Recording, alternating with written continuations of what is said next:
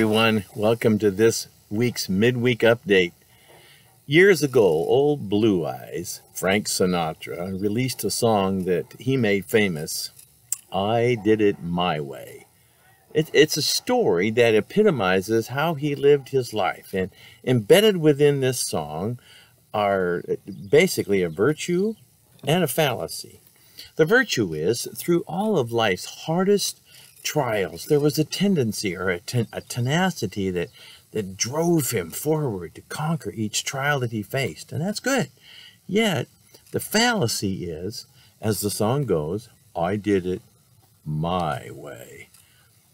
Doing it your own way can be a good thing, though we just don't want to go with the flow or follow the crowd, but there really is a higher way.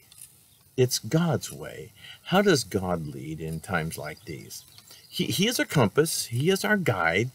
And sometimes it feels like we're helpless or we're backed into a corner.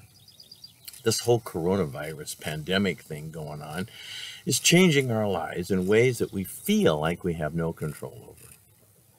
There's fear, there's misunderstanding, there's a lot of things we don't really know what's happening or going to happen. Recently, my wife was teaching one of our grandchildren a verse that seemed to fit really well in response to this growing frustration.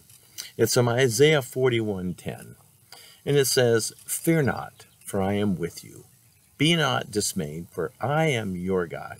I will strengthen you, I will help you, I will uphold you with my righteous right hand. Now, the word for fear here is a broad term used in many ways, but it's used primarily in this sense as a reference to circumstances that seem threatening. It's a concern for our welfare, both for the imminent as well as for the future possible threat. But God's calming words are simply, fear not. But how or why? This is explained in the next phrase. For, or because, I am with you. This doesn't indicate we're just to sit back in the easy chair and do nothing and engage in no way with any of the circumstances in our life. No, it says as we do, we recognize that God is with us. He has a bigger role. There's a recognition that he is in charge. He is the one in control. Now, this may raise more questions than answers, but hang in there for a moment, and we'll watch and see how the rest of this verse unravels before us. The next phrase, be not dismayed. The word here means to be like a deer in the headlights. It means to be overwhelmed or overcome by the circumstances, so much that there's kind of a paralysis that we're captivated by the sheer overwhelming nature of our obstacle. But he says, be not dismayed.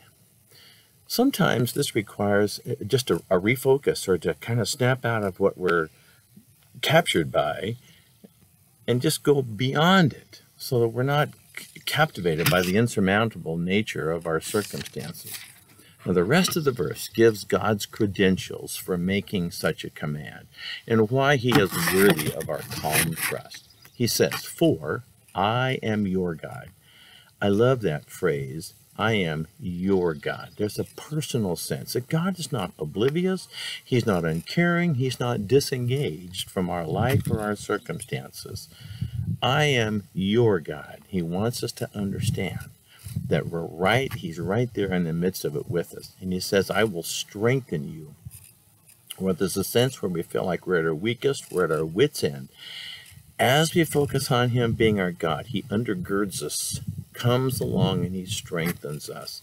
Sometimes it's just enough to do the next thing or one more thing. And then he says, I will help you. I will help you in your thought process. I will help you in your actions. I will help you in what needs to come next. And sometimes that's all I get. I would like to know, or I feel like I need the whole plan laid out in front of me. That way I could plan all of my stuff in detail.